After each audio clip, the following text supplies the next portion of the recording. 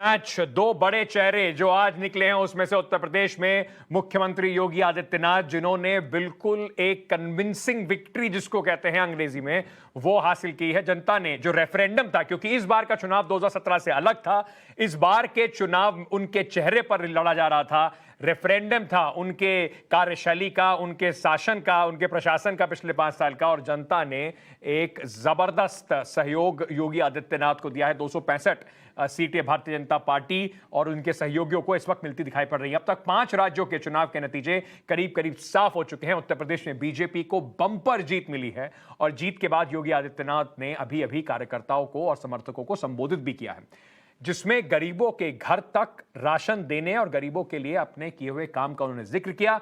योगी आदित्यनाथ ने आगे कहा कि भारतीय जनता पार्टी उत्तर प्रदेश में उसने इतिहास रच दिया है। दूसरी तरफ एक और इतिहास रचा गया पंजाब में। जी हां, वहां पर भी एक जबरदस्त बिल्कुल उलटफेर हुआ है और देश की सियासत में भी कहीं ना कहीं आम आदमी पार्टी ने पंजाब में सुनामी के बाद एक अपनी धमक जो है वो जरूर दिखाई है। सीधे पहले आपको एक बार लखनऊ दोबारा ले चलता हूं। मेरे सहयोगी अनुज इस वक्त हमारे साथ जुड़ रहे हैं। योगी आदित्यनाथ, अनुज अभी अभी अपना भाषण देके वहां से निकल रहे हैं। भारतीय जनता पार्टी के कार्यकर्ताओं के लिए आज बहुत बड़ा दिन।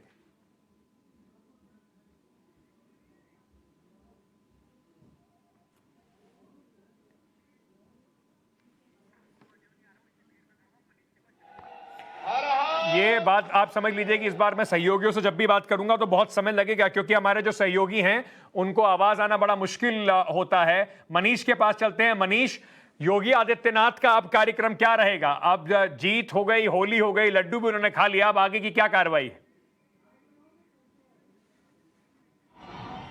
देखिए, अभी बीजेपी कार्यालय से वो आवास के लिए रवाना होंगे और नतीजों का इंतजार किया जा रहा है। मतलब जीत का सर्टिफिकेट सभी विधायकों को मिल जाता है। उसके बाद संभावना इस बात की है कि आज देर शाम ही राज्यपाल से मुलाकात कर सकते हैं। हालांकि अभी औपचारिक और आधिकारिक रूप से ऐसा बताया नहीं गया है, लेकिन इस बात की संभावना है कि 7 से 8 बजे के बीच योगी आदित्यनाथ राजभवन जा सकते हैं।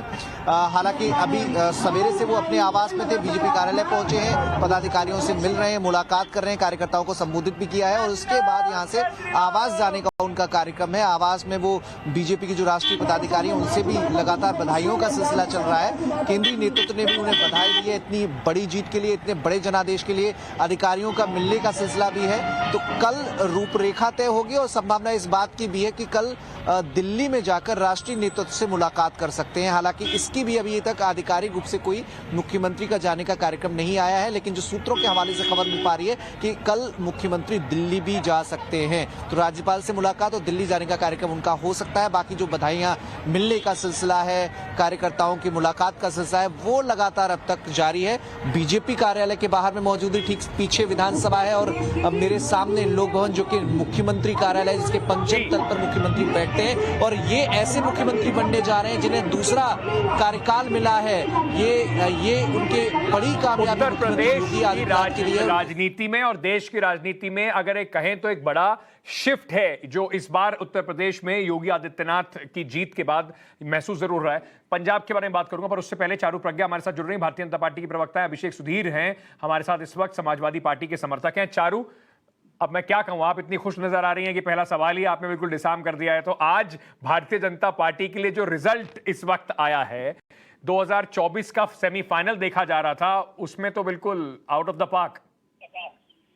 एब्सोल्युटली अंकित, और आप ठीक बोल रहे हैं। मैं बहुत खुश हूँ। आज मुझसे कोई कुछ भी सवाल पूछे, मैं जवाब एक ही दे रही हूँ। मैं बहुत खुश हूँ, सारे कार्यकर्ता बहुत खुश हैं, जनता बहुत खुश है। और आपने ठीक कहा, this is like a trailer to 2024, क्योंकि इसका मतलब ये है कि मोदी जी का जो विजन है, जो उनकी पॉलिसीज है, जो उनकी योजनाएं हैं, उनका इम्प्लीमेंटेशन प्रदेशों में सही तरीके से हो रहा है। जनता के अप्रूवल से उस पर मोहर लग रही है, जनता का हमें आशीर्वाद मिल रहा है और मेरी आज भगवान से यही प्रार्थना है कि ऐसे ही आशीर्वाद हम पे बरसता रहे और 24 भी यूं ही। अभिषेक सुधीर जी, अखिलेश यादव जी अंत तक, पार्टी आपकी कुछ घंटे तक पहले तक कह रही थी बहुत क्लोज होगा, देख लीजिए अभी भी फाइट में है।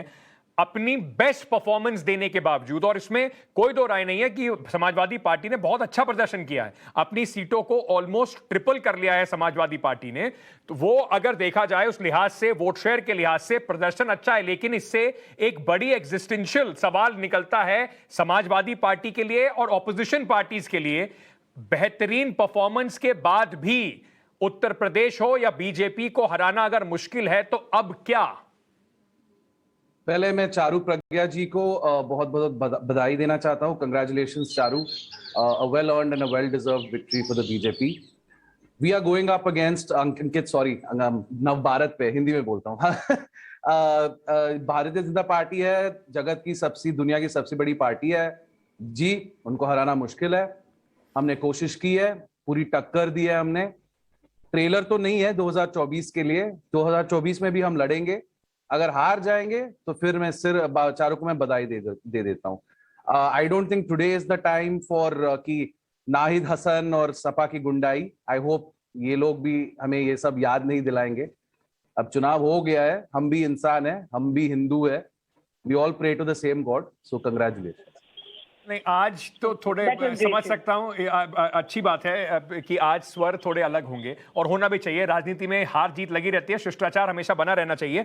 एक बार मैं फिर से जरा ये कुछ विजुअल्स अपने दर्शकों को दिखाना चाहता हूं, क्योंकि दिल्ली में भी भारतीय जनता पार्टी का जो हेडक्वार्टर है उसमें भी एक जबरदस्त जश्न की आज तैयारी है। प्रधानमंत्री नरेंद्र मोदी 7 बजे पहुंचेंगे वहां पर। ये जो आप तस्वीरें देख रहे हैं इस वक्त, ये लखनऊ की तस्वीरें हैं। योगी आदित्यनाथ बमुश्किल पहुंच पाए थे अपनी कार तक और इतनी जबरदस्त जन सैलाब यहां पर उनको मिल रहा था। ये अब इस वक्त जो आप देख रहे हैं वो आपको बताता है कि ये इस जीत के भारतीय जनता पार्टी के लिए मायने क्या हैं और किस तरीके से ये जीत अब आगे भारतीय जनता पार्टी के लिए काम करने वाली है। चारू, अगर मैं आपसे पूछूं कि आज योगी आदित्यनाथ का जो कद है, वो भारतीय जनता पार्टी में भी अभी से ही बहुत सारे ऐसे लोग होंगे जो उन्हें फ्यूचर में एक नेशनल लीडर के तौर पर, प्रधानमंत्री जी के बाद एक नेशनल चेहरे के तौर पर अभी से देखना शुरू कर दिया होगा उनको। योगी जी पहले से ही एक नेशनल लीडर है।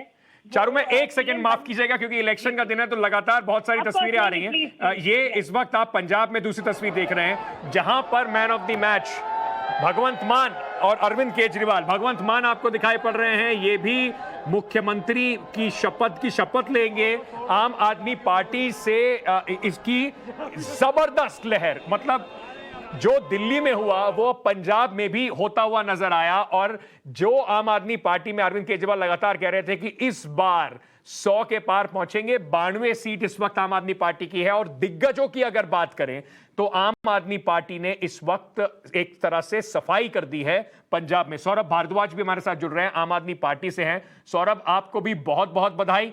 पार्टी ने काफी मेहनत करी। पिछली बार जिस तरीके की निराशा पंजाब में हाथ लगी थी वो सारी आज कसर निकाल लिया आप लोगों ने इस बार। अंकित जी, आप दिल्ली की राजनीति को बहुत समय से कवर करते रहे हैं और आप इस बात से ज़्यादा रिलेट कर पाएंगे कि जो माहौल 2015 के चुनाव में दिल्ली में देखा गया, उसी तरीके का माहौल 2022 में पंजाब में देखा गया। और देखिए, चुनाव हर साल देश में कई राज्यों में होते हैं, पार्टियां लड़ती हैं, पार्टियां जीतती हैं, पार्टियां हारती हैं। ये चुनाव जो है अलग इसलिए है क्योंकि इस चुनाव में प्रकाश सिंह बादल लांबी से हार गए, सुखबीर सिंह बादल जलालाबाद से हार गए, सिद्धू और मजीठा दोनों अमृतसर से हार गए, sitting chief minister Charanjit Singh Channi 2 सीटों से लड़े, भदौर से भी हार गए, अपनी दूसरी सीट पुरानी सीट चमकौर साहब से भी हार गए। इतने बड़े बड़े दिग्गज जहां हार रहे हो, जहां राजा साहब, पटियाला के राजा कैप्टन अमरिंदर सिंह हार गए, आप ये सोचिए, ये वो मोमेंट है जो दिल्ली में हुआ था जब शीला दीक्षित, राजकुमार चौहान, चौधरी प्रेम सिंह, जी। डॉक्टर AK वालिया, जी। योगानंद शास्त्री, इस तरीके के बड़े बड़े नाम हारे थे। जी। तो ये मोमेंट बड़ा है। सौरभ, मैं और इसकी दूसरा कारण जो इस मोमेंट को बड़ा बनाता है अंकित, वो ये है दोनों योगी आदित्यनाथ की जीत का और वहां पर अरविंद केजरीवाल और आम आदमी पार्टी की जीत के उसके महत्व के ऊपर बात करूंगा। ये थोड़ी तस्वीरें हम दिखा रहे हैं। भारतीय जनता पार्टी की मणिपुर में भी बहुत जबरदस्त जीत हुई है। जो एक पार्टी को कहा जाता था कि देखिए ये जो हिंदू बेल्ट की पार्टी है, काव बेल्ट की पार्टी है, उसका जो एक्सपेंशन जो है असम के बाद एक दूसरा गढ़ नॉर्थ ईस्ट में बनता हुआ नजर आ रहा है मणिपुर। यहां पर भारतीय जनता पार्टी के हेडक्वार्टर से ये तस्वीरें आपको दिखा रहे हैं जहां पर जीत का जश्न मनाया जा रहा है। एक बार वहां पर भी दोबारा से कमल जरूर खिला है। मैं एक बार फटाफट अपने सहयोगियों से कहूंगा कि जरा हमें वो ग्राफिक दिखाएं। आज कई दिग्गजों के लिए चुनाव जिस तरीके से हुए उसमें कई दिग्गजों के लिए काफी मायूसी भरा दिन था और खास तौर से जो पूर्व और सिटिंग चीफ मिनिस्टर्स थे उनके लिए तो आज बहुत जबरदस्त एक दिन था। 5 जो मुख्यमंत्री इस चुनाव में गए थे उसमें से अगर आप देखें तो दिग्गज जो इस बार हारे हैं, आपने पहले देखा पुष्कर सिंह धामी हार गए, बीजेपी जीती उत्तराखंड में पर वो हार गए, और चरणजीत सिंह चन्नी हारे। पूर्व मुख्यमंत्रियों में हरीश रावत उत्तराखंड में हारे, प्रकाश सिंह बादल मुख्यमंत्री कद्दावर नेता वो रहे हैं पंजाब के, वो हारे, उनके सुपुत्र सुखबीर बादल हारे, नवजोत सिंह सिद्धू अपना चुनाव हार गए हैं। दिग्गजों के लिए आज मैं आपको दिखा रहा हूं किस तरीके का ये एक बिल्कुल उलटफेर वाला दिन रहा है। और अभी अगर उत्तर प्रदेश की भी बात करें तो वहां पर डिप्टी मुख्यमंत्री केशव प्रसाद मौर्य पीछे चल रहे हैं। जो बीजेपी को छोड़कर समाजवादी पार्टी में गए थे, स्वामी प्रसाद मौर्य अपना चुनाव जो है वो हार चुके हैं। सौरभ पे आने से पहले क्योंकि मैं चारू से इस समय बात पूछ रहा था, चारू ये जो महत्व है इस जीत का, एक बात बिल्कुल साफ है कि कांग्रेस जो है वो अपना गढ़ कहीं पर भी बचाने में सक्षम नहीं रही और जहां पर एंटी इनकम्बेंसी है उसका फायदा उठाने में भी सक्षम नहीं रही है। पर जिस तरीके से, अच्छा ये अमित शाह साहब की इस बार तस्वीरें आप देख रहे हैं, गृह मंत्री अमित शाह इस वक्त बीजेपी के हेडक्वार्टर्स पहुंचते हुए बड़ा जश्न भारतीय जनता पार्टी की मनाने की तैयारी इस वक्त हो रही है। 7 बजे प्रधानमंत्री नरेंद्र मोदी भी पहुंचेंगे और ये एक बीजेपी के लिए 2024 के लिए एक बहुत बड़ा संकेत के तौर पे जरूर देखा जाएगा। चारू, मैं अगर ये कहूं कि कांग्रेस मुक्त भारत का मिशन तो आपका ठीक ठाक चल रहा है, लेकिन आम आदमी पार्टी जिस तरीके से बढ़ रही है और अरविंद केजरीवाल का दिल्ली मॉडल जो अब सामने पंजाब में भी जीतता दिखाई पड़ रहा है, तो क्या एक नए चैलेंजर को बीजेपी पैन इंडिया जूझने के लिए तैयार है? अंकित, पहले तो I want to congratulate Saurabh. So congratulation Saurabh, well done. Aam Aadmi party जो मेहनत कर रहा है और जनता का जिसके साथ है, वी कैन नॉट, सॉरी मैं फिर इंग्लिश में बोलने लगी, तो जो जनता जिसको चुनती है वो ही सही है और यहाँ पर उनकी मैंडेट को हम क्वेश्चन नहीं कर सकते, जो वो कहते हैं वो ही सराखों पर। लेकिन आम आदमी पार्टी में और भारतीय जनता पार्टी में किसी भी तरीके का कंपैरिजन करना मुझे लगता है गलत होगा, क्योंकि पहली बात तो ये है कि हम जो 4 प्रदेश जीते हैं वहाँ पहले से ही हमारी सरकार थी। मतलब इन 4 प्रदेशों में आप एक्सपेक्ट करेंगे एंटी इनकम्बेंसी होगी, पर हमने एंटी इनकम्बेंसी को प्रो इनकम्बेंसी बनाकर दिखाया और हमने चारों प्रदेशों में फिर से अपनी सरकार बनाई। तो इसीलिए ये कंपैरिजन मुझे ठीक नहीं लगता। पहला वजह ये है। दूसरी वजह ये है कि कांग्रेस जिस तरीके से पंजाब में हारी है वो कांग्रेस की अपनी गलती है, लेकिन भारतीय जनता पार्टी ने पंजाब में पहली बार इंडिपेंडेंटली 73 सीट पर चुनाव लड़ा है, पहली बार। क्योंकि अब तक तो हमारे भी अलायंस पार्टनर्स होते थे और अपनी अलायंस को फुल रिस्पेक्ट देते हुए हम अपने दायरे के बाहर कभी गए नहीं। हम अब वहां पर अपना दायरा बढ़ा रहे हैं। हाँ, वहां पर नहीं, जैसे आप अपना दायरा बढ़ा रहे हैं, आम आदमी पार्टी को भी उम्मीद है कि इसके बाद, इस जीत के बाद उनको भी धुरी मिलेगी। सौरभ, मुझे लगता है अभी आपने लड्डू खाया, आप उसका जब तक मजा ले रहे हैं, मैं वापस आपके पास आ रहा हूं। पुलकित के पास चलते हैं। धुरी जहां पर भगवंत मान साहब हैं, वो उन्होंने मुख्यमंत्री हैं, वहां पे जीते हैं। और एक तरफ आप तस्वीरें आपको मैं दिखा रहा हूं अमित शाह साहब की, ये पहुंचे हैं इस वक्त बीजेपी के हेडक्वार्टर्स में। पुलकित कुछ लोगों के साथ बातचीत करते नजर आ रहे हैं। पुलकित, ये जो बदलाव की लगातार बात हो रही थी, अरे मुझे लगता है फोन कट गया हमारा, पुलकित के पास चलेंगे। सौरभ, अगर मैं इसको कहूं कि अब जो Delhi model versus Modi model की लड़ाई आगे कम से कम अरविंद केजरीवाल लड़ने के लिए तैयार दिख रहे हैं, तो क्या मैं अभी ज्यादा बोल रहा हूं या आम आदमी पार्टी की तैयारी इसी तरह से है? अंकित जी, हमारी ऐसी कोई मंशा नहीं है कि Arvind Kejriwal model versus Modi model की हम बात करें। अभी हमारे ऊपर बहुत बड़ी जिम्मेदारी है।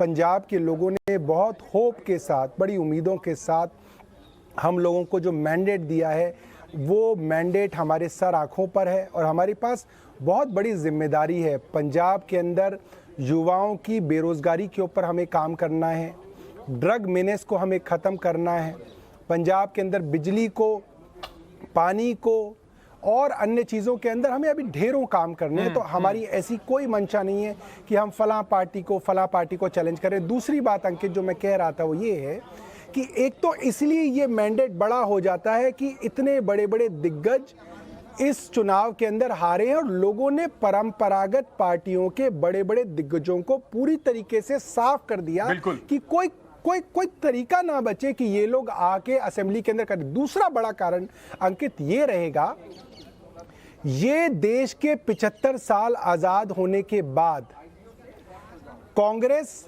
बीजेपी और लेफ्ट के अलावा कोई ऐसी पॉलिटिकल पार्टी नहीं है देश में जिसने एक राज्य के अलावा दूसरे राज्य में अपनी सरकार बनाई हो। हाँ। देखिए, दर्जनों बड़ी बड़ी पार्टियां हैं जो हमसे बड़ी हैं। टीडीपी है, डीएमके है, एआईडीएमके है, टीआरएस है, टीएमसी है, समाजवादी पार्टी, बसपा, कोई ऐसी पार्टी नहीं है जिसने 2 राज्यों में अपनी सरकार बनाई हो। तो हमारे लिए एक लैंडमार्क है, हमारे लिए बहुत बड़ा है। और आम आदमी पार्टी ने गोवा में भी 2 सीटें जीती हैं।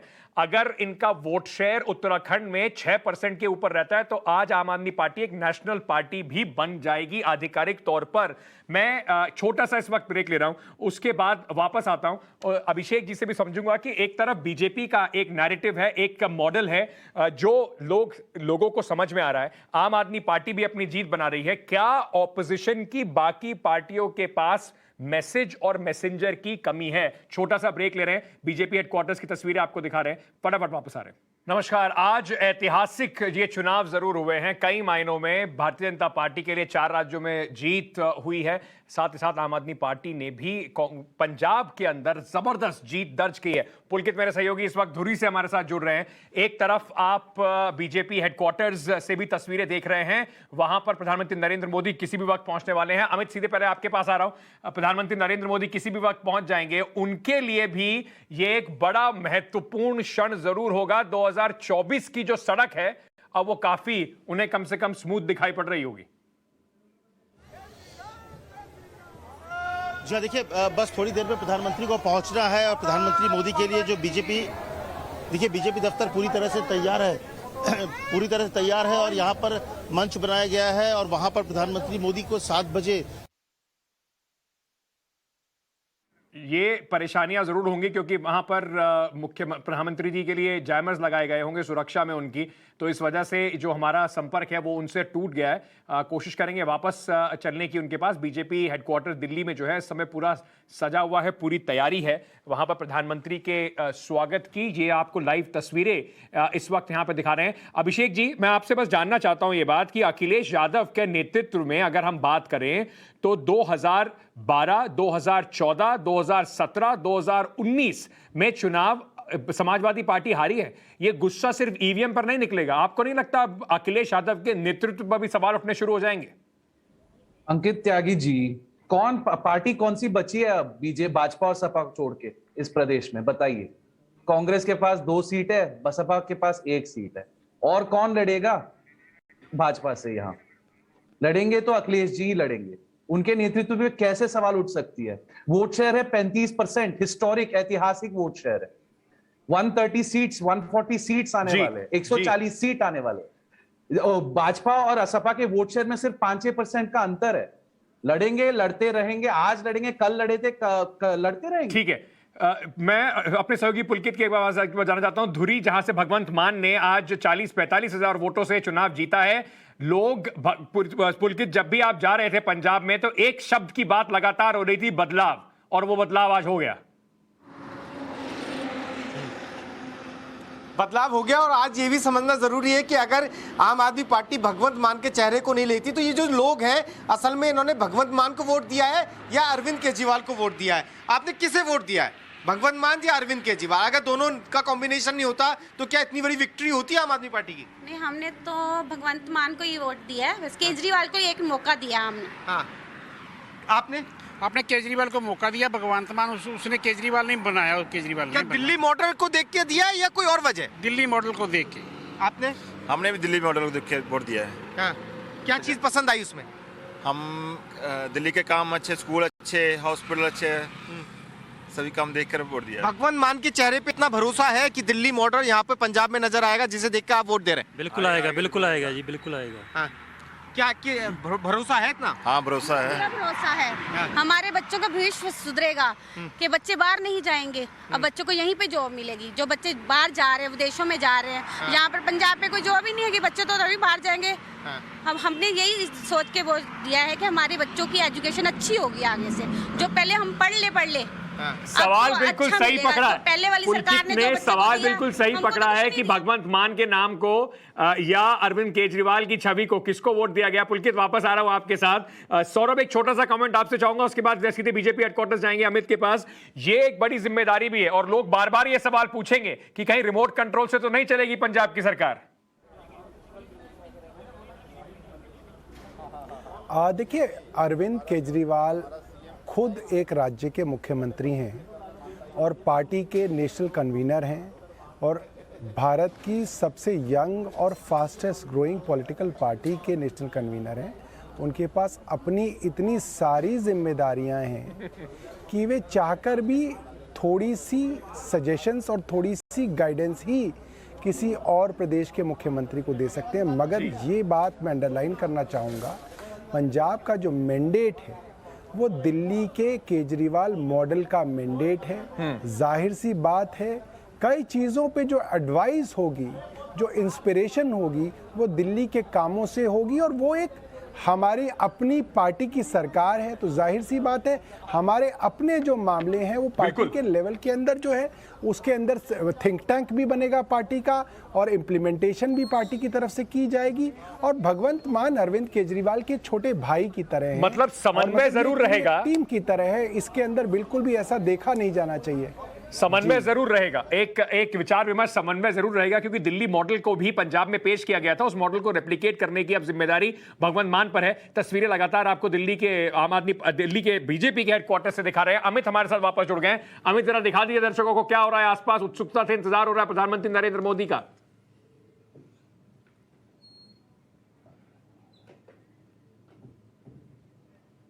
अमित, अमित के साथ फिर से संपर्क टूट गया है। आदर्श भी हमारे साथ इस वक्त जुड़े हुए हैं।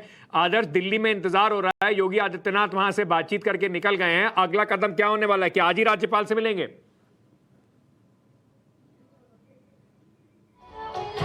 देखिए, अभी तक की जानकारी के मुताबिक मुख्यमंत्री योगी आदित्यनाथ यहां से कार्यकर्ताओं को संबोधित करने के बाद सीधे दिल्ली रवाना होने वाले थे। उनके साथ प्रदेश अध्यक्ष बलदेव सिंह, इसके साथ ही साथ चुनाव प्रभारी राधा मोहन सिंह और दोनों डिप्टी सीएम के भी जाने की बात कही जा रही थी। हालांकि आधिकारिक तौर पर सीएम ऑफिस की तरफ से कोई भी सूचना भी नहीं दी गई है, लेकिन कहा यह जा रहा था कि यहाँ पर कार्यकर्ताओं को संबोधित करने के बाद सीधा वो दिल्ली के लिए रवाना हो गए, जहाँ पर बैठक होने वाली है और तमाम जो दूसरे बड़े नेता हैं उनसे मिलेंगे। अभी यहाँ से मुख्यमंत्री योगी आदित्यनाथ निकले हैं थोड़ी देर पहले ही और कहा जा रहा है कि शायद आज ही रात में वो दिल्ली रवाना हो जाए। उनके साथ साथ जो उनके संगठन के दूसरे लोग हैं वो भी जा सकते हैं, साथ ही साथ सहयोगी दल के जो लोग हैं, चाहे संजय निषाद की बात करें, अनुप्रिया पटेल की बात करें, ये लोग भी दिल्ली जा सकते हैं। और निश्चित तौर पर जो बैठक होने वाली है उसमें न सिर्फ आगे की रणनीति तय होगी, बल्कि इसके साथ साथ मंत्रिमंडल को लेकर भी चर्चा की जाएगी। बीजेपी हेडक्वार्टर से गौरव, क्या माहौल है? प्रधानमंत्री कितनी देर में पहुंचने वाले हैं वहां पे?